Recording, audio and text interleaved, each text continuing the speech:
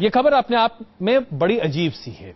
एक व्यक्ति अपनी पत्नी को जीन्स पहनने से रोका करता था और इसकी वजह से क्रूरता का मामला बना दिया गया। मुंबई की एक अदालत ने इसी बिना पर पत्नी को तलाक लेने की इजाजत दे दी है। इसके बाद परिवारों में टूटने का यह रिश्ता अपने आप में आगे बढ़ता हुआ दिखाई दे रहा है। और आइए इस पर एक छोटी सी चर्चा करें, उससे पहले एक रिपोर्ट आपके सामने पेश करते हैं। पति पत्नी के बीच अनबन के कई मामले आपने देखे और सुने होंगे, लेकिन मुंबई के एक फैमिली कोर्ट ने एक ऐसे मामले में फैसला सुनाया जिसमें पत्नी ने पति पर जबरन जींस न पहनने देने का आरोप लगाया और तलाक की मांग की। पत्नी ने जो केस अदालत में दायर किया उसमें कहा गया कि दिसंबर 2010 में दोनों की शादी हुई थी, लेकिन शादी के बाद से पति ने पत्नी के लिए कपड़े नहीं खरीदे और जब पत्नी ने अपनी कमाई से जीन्स और कुर्ते खरीदे तो पति ने उसे जीन्स पहनने से रोका। इतना ही नहीं, पति ने पत्नी के ऊपर साड़ी पहनने का दबाव भी बनाया और इसी बिना पर पत्नी ने पति से तलाक की मांग की। कोर्ट की प्रिंसिपल जज ने मामले की सुनवाई करते हुए कहा कि याचिकाकर्ता अदालत के सामने अपनी याचिका को सही साबित करने में कामयाब हुई है और स्पेशल मैरिज एक्ट 1954 के सेक्शन 27(1)(d) के तहत ये पत्नी पर पति द्वारा की गई क्रूरता है। इस फैसले के साथ ही कोर्ट ने याचिकाकर्ता को तलाक लेने की इजाजत भी दे दी। Team News Nation. जाहिर सी बात है, इस पर एक नया विवाद खड़ा होता दिखाई दे रहा है कि क्या वाकई में इसे आप क्रूरता कह सकते हैं। आइए इस पर चर्चा शुरू करते हैं। अनुजा कपूर साइकोएनालिस्ट इस वक्त हमारे साथ हैं, रेखा अग्रवाल सुप्रीम कोर्ट की वरिष्ठ वकील इस वक्त हमारे साथ हैं और शिवा असलम जी इस वक्त हमारे साथ मौजूद हैं। शिवा जी, शुरुआत मैं आपसे करूंगा। महिला सशक्तिकरण की बात हर कोई करता दिखाई दे रहा है। क्या जीन्स पहनना अपने आप में महिला सशक्तिकरण है? क्या ये उसका प्रकटीकरण है? क्योंकि इस पूरे मामले को अगर देखें तो इस महिला ने सिर्फ इस बाबत डिवोर्स एप्लीकेशन मूव किया क्योंकि उन्हें ऐसा लगता था कि उन्हें दबाया जा रहा है, उनके ऊपर क्रूरता की जा रही है। जी, बहुत सीधे तौर पे उसको अपनी चॉइस को एक्सरसाइज करने नहीं दिया जा रहा था। ये सामने से दिख रहा है। वो क्या पहने क्या ना पहने, इसके लिए वो खुद अपने लिए जिम्मेदार है और कोई उसे बता नहीं सकता। ये उसके फंडामेंटल राइट जो भारतीय संविधान में दिए गए हैं, ये उसका भी हनन हो रहा था और ये एक तरह से मानसिक क्रूरता भी थी उसके साथ में कि आप क्या वही कपड़ा पुरुष पहनता है और उतना ही तन ढकता है उससे, उस पुरुष का भी और स्त्री का भी, और उस महिला को इसके लिए मजबूर किया जा रहा था कि वो कोई खास कपड़ा ही पहने, सारी उम्र वो पति का बताया हुआ कपड़ा पहने। ये एक तरह का मानसिक उत्पीड़न है, ये क्रूरता है और ये बिल्कुल ग्राउंड हो सकता है। और आप कहीं पर भी आप समाज में देखिए कि अगर ये तो एक आम परिवार का मामला है, अगर किसी मौलाना ने इसी तरह की बात कह दी होती तो आज हम उसके पीछे पड़ गए होते। ऐसे कई सारे मामले हैं और हम चाह रहे थे कि ऐसे कुछ लोग हमारे शो में आए। सवाल यही है तथाकथित तौर पर इस संकीर्ण मानसिकता को सामने रखे तो आज वो डेविल्स एडवोकेट मैं बनूंगा। अजय, पितृसत्ता किस किस तरह से अपने आप को उजागर करती है समाज में, ये उसी का एक नमूना है कि मैं जो कहूंगा, जो मैं तय करूंगा तुम्हारे लिए, तुम उस तरह से जियोगी। शादी के अंदर रहते हुए एक पत्नी एक आजाद नागरिक और प्राणी है या नहीं है, सवाल ये है। लेकिन अगर आज चलिए मान लीजिए कुछ देर के लिए मैं वो दूसरी टोपी पहन ही लेता हूं, आज मैं डेविल्स एडवोकेट बन जाता हूं। एक बार पहले भी मैंने ऐसा ही किया था। बहुत सारे तथाकथित तौर पर लोग ऐसा कहते हैं और जो ऐसे सोच वाले लोग होते कहते हैं भाई शादी की है हमने और हम चाहते हैं कि हमारा परिवार इस तरीके से चले, हमारे तथाकथित तौर पर ये परंपरा है, तो इसमें क्या बुरा है? देखिए, शादी अपने आप में पितृसत्ता की जड़ता को बनाए रखने का एक कारण और एक जरिया नहीं बनाई जा सकती आज के समय में। नहीं, लेकिन लोग तो कहते हैं परिवार चलाना है तो करना पड़ेगा। नहीं, परिवार तो दोनों मिलकर चला रहे हैं ना। परिवार में सत्ता की एक धुरी क्यों हो? परिवार के अंदर लोकतंत्र क्यों ना हो? परिवार के अंदर बराबरी क्यों ना हो? परिवार के अंदर बराबरी कोई और जीवन साथी के बीच में बराबरी, इस तरह के तमाम मामले आप देख चुके हैं। क्या वाकई में बराबरी की बात वाकई में होती है? यहाँ तो एक परिवार चलाना भी एक तरह से पावर का सेंट्रलाइजेशन ही है। देखिए, अगर हम कानून की बात करें जी, जो किताबों में लिखा हुआ है एक दो दुनिया है। एक तो अगर सच मानिए तो एक तो किताबी दुनिया है और एक प्रैक्टिकल दुनिया है। और एक मैं बहुत फ्रैंकली अगर मैं इसको बात करूं तो एज ए लॉयर मैं दोनों तरह की रियलिटी को देखती हूं। किताबी ज्ञान की बात करें तो हाँ, किसी भी औरत को या किसी भी मर्द को अपने स्पाउस के साथ में तलाक लेने का अधिकार है on the ground of cruelty. अब क्रूअल्टी जिसको हम कहते हैं क्रूरता, मानसिक और शारीरिक क्रूरता, कौन सी चीज से मानसिक क्रूरता होती है वो कहीं पर भी डिफाइन नहीं किया गया है कि कल हस्बैंड कहे कि मेरी पत्नी मेरे को कुर्ता पजामा नहीं पहनने देती इसलिए मेरे पर क्रूरता होती है। मैं अगला सवाल यही पूछना चाह रहा था कि जैसे देखिए, एक महिला ने कहा कि आप मुझे जीन्स पहनने नहीं देते, अगर वही एक पुरुष अगर ये कहकर अपनी पत्नी से तलाक लेने की कोशिश करे, मुझे नहीं लगता है कि किसी कोर्ट में ये इसे एक वैलिड ग्राउंड माना जाएगा। क्या है कि सारी की सारी चीजें ना as a chain of events देखनी पड़ेगी अजय जी। देखिए कई चीजें ऐसी होती हैं, चेन ऑफ इवेंट्स। भारतीय परिवार में सत्ता का केंद्र पुरुष होता है, और जब पुरुष की तरफ से कोई बात लागू की जाती है या मान लीजिए कोई पुरुष हो जो ये कहे, मान लीजिए मैं अपनी पत्नी से कहूँ भाई तुम मुझे पान नहीं खाने देती हो, और इस बिना पे आप मेरे नेचुरल राइट का हनन कर रही हैं जी, और इस वजह से भाई मैं आपके साथ नहीं रह सकता जी, तो उसके बाद क्या मुझे डिवोर्स मिल सकता है? नहीं मिलेगा, नहीं मिलेगा। नहीं, मैं यहाँ पे ऐड करूँ, आपकी जैसे पान वाली बात है, कहने के लिए तो बहुत ही सिंपल बात है, या क्या जीन्स क्यों नहीं पहन सकती, इसमें क्या बुराई है, मैं कुर्ता पजामा क्यों नहीं पहन सकता, मैं पान क्यों नहीं खा सकता, कहने को ये बहुत छोटे छोटे मुद्दे हैं, परंतु एक पारिवारिक रिश्ता होता है वो एक बैलेंस के साथ में बनता है। आपस के अंदर हस्बैंड एंड वाइफ किस तरीके से अपनी जो प्रॉब्लम्स हैं उनको इकट्ठा करते हैं, दोनों एक साथ सोचने की कोशिश करते हैं, उसी समन्वय को बनाने के लिए हम कहते हैं कि एक मैरिटल रिश्ता है जो शांति से कायम होता है। परंतु अगर आपकी जो पान खाने की इच्छा है या जीन्स पहनने की जो मेरी इच्छा है, उससे मेरे पर कोई अत्याचार होता है कि मैं कहती हूँ कि हाँ मैं सिर्फ एक जीन्स पहनने की बात नहीं है, मेरे को लगता है कि मेरे फंडामेंटल राइट्स को उल्लंघन है, मेरे पर दबाव हुआ जा रहा है, या आपको पान खाने नहीं दिया जाता है, तो आपको लगता है कि आप कहीं पर किसी चीज से डिप्राइव्ड हो गए हैं, तो आपको अधिकार है, लेकिन कोई कोर्ट किसी भी व्यक्ति को, किसी भी पुरुष को ये अधिकार शायद नहीं देगा। अनुजा जी आप क्या कहेंगी? मान लीजिए कि ये जो नाइट आउट की बात होती है, लोग कहते हैं कि भाई मैं अपने बॉयज आउट, हम लोग कहते हैं आमतौर पर, सारे पुरुष चाहते हैं कि भाई थोड़ी आजादी मिल जाए, अपने घर से थोड़ा सा वक्त मिल जाए जहां पर बिल्कुल कोई चिक चिक सुनने को ना मिले। मैं ये एक बस मसला कह रहा हूं, ये व्यक्तिगत राय नहीं है, लेकिन अगर ऐसी स्थिति है तो भाई हमारे अधिकारों का भी तो हनन हो रहा है, हमारे बारे में कहां कोई कोर्ट सोचेगा? अब देखिए, अब अगर मैं आपको इस पॉइंट के अंदर बात करूं तो ये पहली बात तो ये कि इस रिश्ते को बनाने के लिए जो दो पहियों की जरूरत थी, उसमें से अगर एक पहिया ये मान रहा है, जैसे आपने अभी बोला कि इस जो कलेश की जिंदगी है, हर रोज कभी कभार चिक चिक चिक चिक, पहली बात तो ये जिसको जब हम धारण कर लेते हैं अपने दिमाग में कि ये जो हम रास्ता चल रहे हैं ये कलेश की जिंदगी है, तो आदमी ऑटोमेटिकली अपने आप को इसमें से बाहर निकालने की कोशिश करेगा।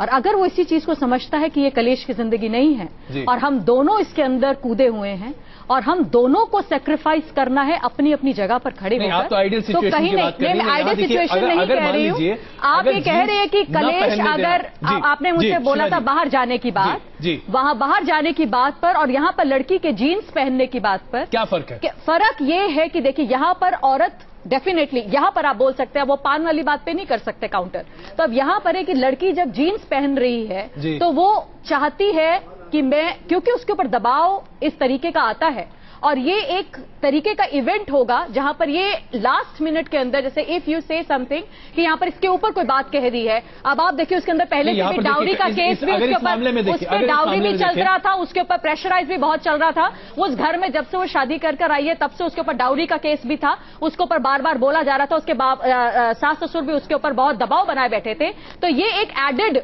उसके ऊपर बनने की वजह से ये चीज बहुत ज्यादा बढ़ गई। तलाक का मुद्दा क्या बना? तलाक का मुद्दा जीन्स पहनना बना। जीन्स सिर्फ जीन्स ही नहीं है तलाक का मुद्दा यहाँ पर। अगर इसको जो मीडिया जैसे इस मुद्दे को उठाया है, अगर जब तक हम पूरी जजमेंट को ना पढ़ें तो सिर्फ मैं ये दावे के साथ कह सकती हूँ कि उस जजमेंट में तलाक सिर्फ इस वजह से नहीं दिया गया होगा कि देखिए लड़की ने कहा कि भाई बाकी बातें तो सब कुछ ठीक है, मेरा पति एक आदर्श पति भले ही ना हो, परंतु हाँ मेरी गाड़ी उसके साथ चल रही है, वो हर तरह की जो एक पति की जो जिम्मेदारियां हैं वो निभा रहा है। जिम्मेदारी में आता है कपड़े दिलाने भी, परंतु कपड़े क्यों नहीं दिलाए उसने? आप बताइए ना, कपड़े क्यों नहीं दिलाए? और अगर वो कपड़े भी नहीं दिलाता था, उस बात को सिर्फ पिकअप कर लेते हैं कि पति ने तलाक मांगा क्योंकि उसको जीन्स नहीं पहनने दिया, तो इस वजह से मैं आपको दावे के साथ जैसे मैंने कहा ये नहीं हो सकता कि तलाक सिर्फ इस वजह से मिलेगा। आपको सारी बातों को मैं आप सबों के सामने ये सवाल इसलिए भी रखना चाहता हूँ, ऐसे बहुत सारे लोग हैं जो ये कहते हैं भाई ये हमारे परिवार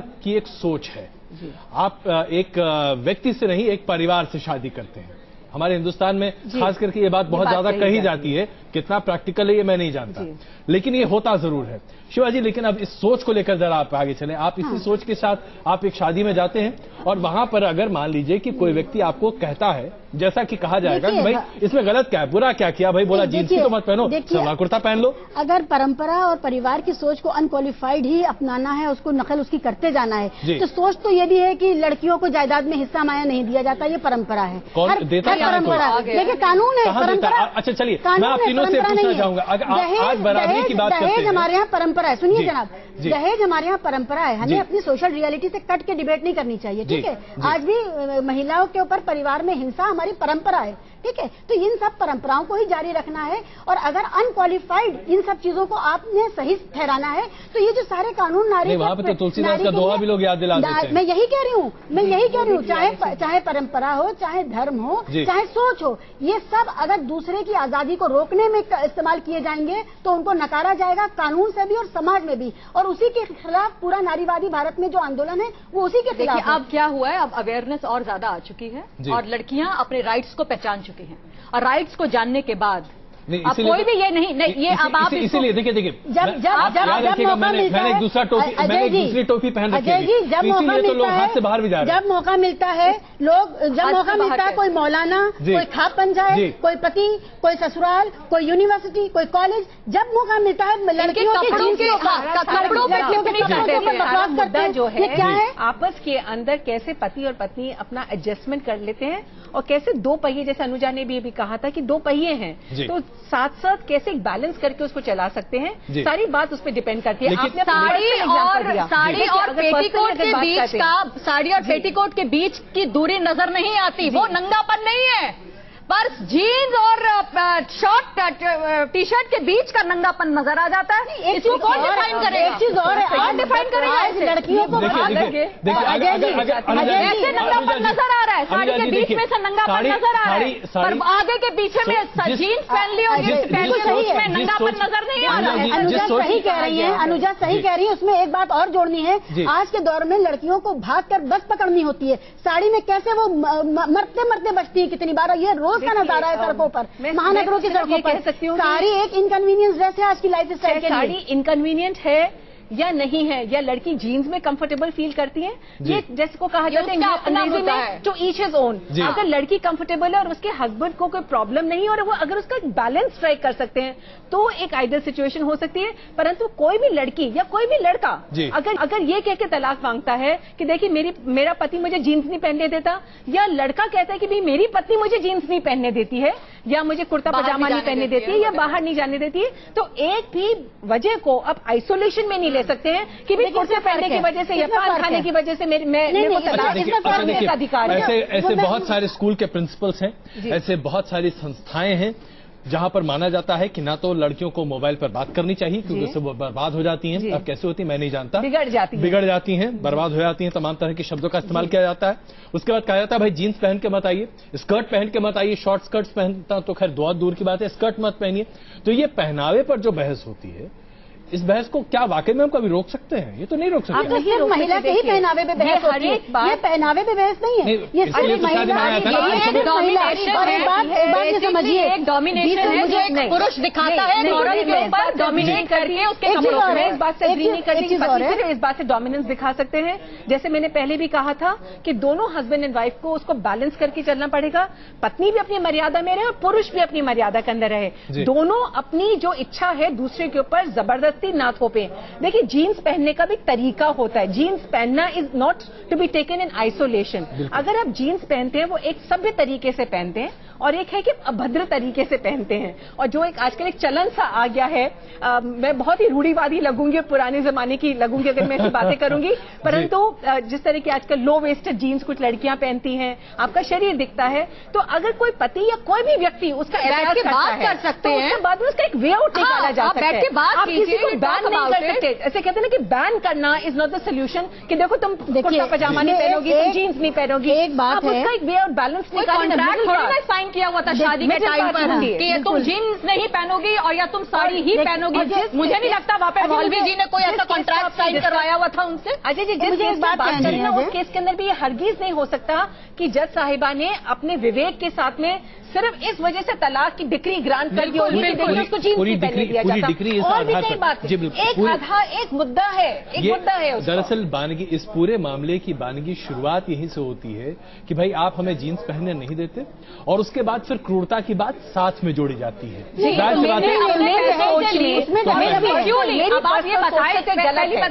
मेरी पर्सनल अगर पूछा जाए तो मैं तो इस बात से अग्री नहीं करती कि किसी भी पत्नी को सिर्फ इस बात पे तलाक लेने का अधिकार है, या किसी भी पुरुष को सिर्फ एक वजह से लेने का अधिकार है। मेरा पति या मेरा पत्नी मेरे को इस तरीके से करते हैं। आपसे इत्तेफाक नहीं रखते।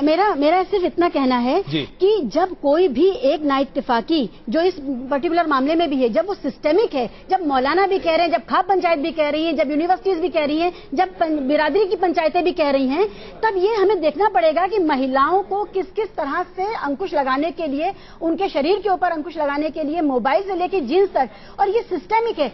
आपने कोई एक विरला ऐसा केस होगा जिसमें महिला ने कहा होगा कुर्ता पजामा नहीं पहनता है या पहनता है इसलिए तलाक, आज तक कभी ऐसा नहीं हुआ। लेकिन महिलाओं के साथ, चाहे वो बेटी हो चाहे वो पत्नी हो, आप बात समझिए, ये फर्क है इस मामले में कि इसमें पति लगा रहा है या कोई भी लगा रहा है। हमारे समाज में ये एक रोग बोलने का तो फर्क पड़ेगा ही नहीं ना। हमें हमारे समाज में ये एक रोग बन गया है। लड़की के बोलने का फर्क हमारा समाज हमेशा स्त्रियों के कपड़ों के ऊपर ऐसी बकवास बातें कर रहा है, इतना टाइम वेस्ट कर रहा है आज के दौर में कि शर्म आती है कि हम 21वीं सदी में रह रहे हैं। और महिला कौन सा ऐसा मामला आया जिसमें पत्नी ने पति के कपड़ों के ऊपर तलाक की बात की हो? ये हाइपोथेटिकल क्वेश्चन है। ये देखिए, अब देखिए बुरा मत मानिए, लेकिन पुरुषों को पहनने के लिए तो ऐसे भी बहुत कुछ नहीं है, चॉइस ही नहीं है। ये पुरुषों ने तय किया, ये पुरुषों ने तय किया। आप साड़ी पहनिए, आप साड़ी पहनिए, स्कर्ट पहनिए। हमने आपको कब मना किया, कब रोका है हमने? प्रॉब्लम ही यही है, आप समझिए।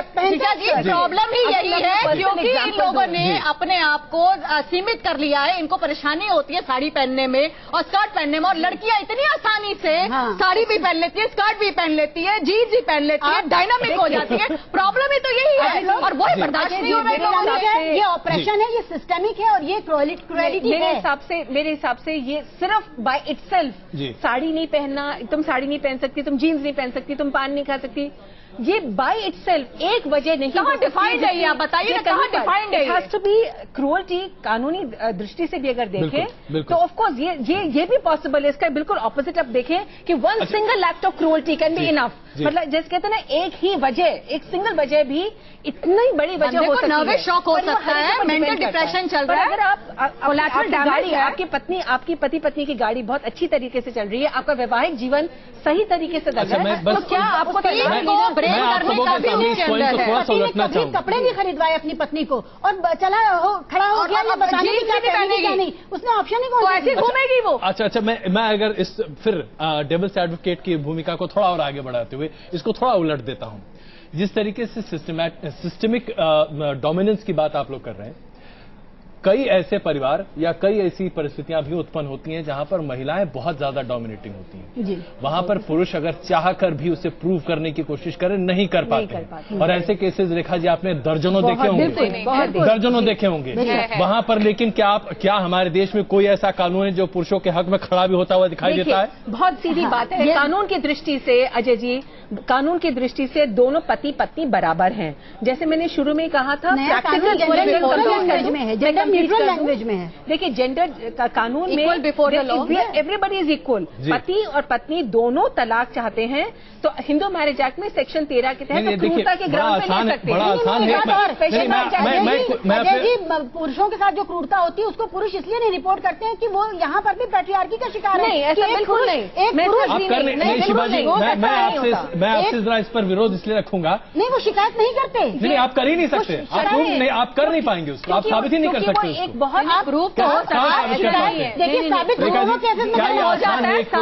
है, ऐसा नहीं है। Even I am handling a case where there is a case of a person is the woman is cruel and she is playing that devil's advocate kind of a thing on the man. And वो क्या ये वाकई में आसान है एक पुरुष के लिए ये साबित कर पाना कि घर में वो कितनी क्रूरता झेलता हुआ दिखाई देगा?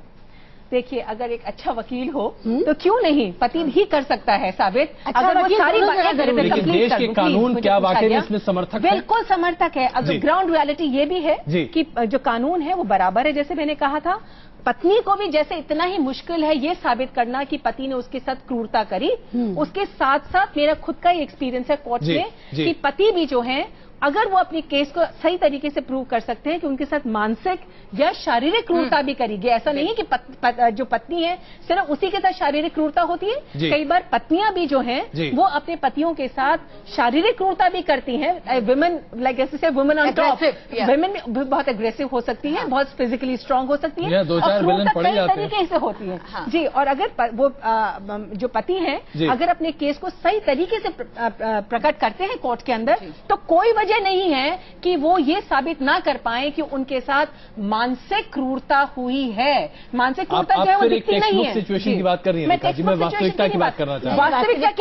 वास्तविकता के अंदर अगर हम बात करें कोर्ट्स में ऑफ कोर्स एक तरह से एक सिस्टम, एक सिंपैथी जो होती है, एक माइंडसेट होता है कि औरत ही हमेशा बेचारी होती है, पति है जो उसके ऊपर हावी होता है। पर जो मेरा खुद का निजी जो एक एक्सपीरियंस है कोर्ट्स के अंदर, जहां हम दोनों पहलू देखते हैं कि कई बार पत्नियां भी जो हैं वो पतियों से किसी तरीके से कम नहीं होती और वो भी आदमी के ऊपर उस तरह की क्रूरता कर देती हैं जहां जैसे पति जो है अपनी पत्नियों के ऊपर करते हैं। सिर्फ इतना है। बिल्कुल, मैं ये कहना चाहूंगी कि प्रूफ करने की जो जरूरत है वो दोनों केसेस में है। अच्छा वकील हो, एविडेंसेस हो, वो प्रूफ कर सकता है। और जो नए कानून बन रहे हैं वो जनरल न्यूट्रल लैंग्वेज में बन रहे हैं, इसीलिए कि दोनों तरफ से ये हो सकता है। यहाँ तक कि बलात्कार के जो कानून बने उन तक में ये ध्यान रखा गया है कि जो किसी भी तरफ से ऑपरेशन आ सकता है। आजकल वुमेन बॉसेज होती हैं, हायरार्की होती है, उस बीच में पुरुष होता है, तो ये इस बात का ध्यान हमारा कानून रख रहा है। और जैसे जैसे पुरुष अपनी मानसिकता से ये पितृसत्तात्मक अवधारणा तोड़ेंगे कि पुरुष को बेचारा नहीं होना चाहिए, पुरुष को रोना नहीं चाहिए,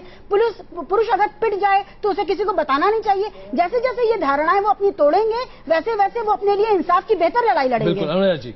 डोमेस्टिक वायलेंस के अंदर कई जगहों पर ही देखा गया है कि आदमी इसके कई शिकार हैं। वो सिर्फ यही है और रेप केसेस भी होते हैं और मोलेस्टेशन भी है, पर इसके अंदर सिर्फ वो आगे नहीं आ पाते क्योंकि उनको ये डर लगता है कि वो बदनाम हो जाएंगे और हंसी, क्योंकि वो पीयर ग्रुप में, सोसाइटी में उनका नाम खराब हो जाएगा। कई बार आपने देखे कि कई केसेस उनके फेक भी उनके ऊपर आते हैं और वो उसको प्रूव नहीं कर पाते हैं। ऐसा नहीं है कि वो प्रूव नहीं होते हैं कोर्ट में। हाँ, वक्त लगता है। जो एक औरत को जो एक सम्मान और उस पॉइंट में आसानी से जो ले लेती है, आदमी को थोड़ा ज्यादा चलना पड़ता है और वो पहुंचता जरूर है अपनी मंजिल पर। लॉ है आप लोगों के साथ, ऐसा नहीं है कि सिर्फ एक जेंडर पे। और अजय जी, अब तो पुरुषों को ये भी अधिकार है, अब नहीं तो शुरू से था जब 1955 में जो कानून बना था ये तलाक के लिए, कि पुरुष भी अपनी पत्नी से खर्चा भत्ता मेंटेनेंस करते हैं। बिल्कुल, इसलिए जरूरी है कि आप एक बहुत अच्छी प्लेस्ड महिला के साथ शादी करें। खैर, मैं अपने आप लोगों का बहुत धन्यवाद देना चाहूंगा यहाँ पर। अपने दर्शकों से मैं स्पष्ट करना चाहता हूं, अभी एक डेविल्स एडवोकेट की तरह मैं चीजों को सामने रखना चाह रहा था क्योंकि हमारे पास ऐसे लोग नहीं थे जो दरअसल संकीर्ण मानसिकता को सामने रख सकते हैं। महिलाओं को दबाने की एक परंपरा हमारे समाज में है जिसका विरोध कम से कम हम सब लगातार करते चले आ रहे हैं। बहुत धन्यवाद इस चर्चा में शामिल होने के लिए। आप साथ हैं और खबरों से।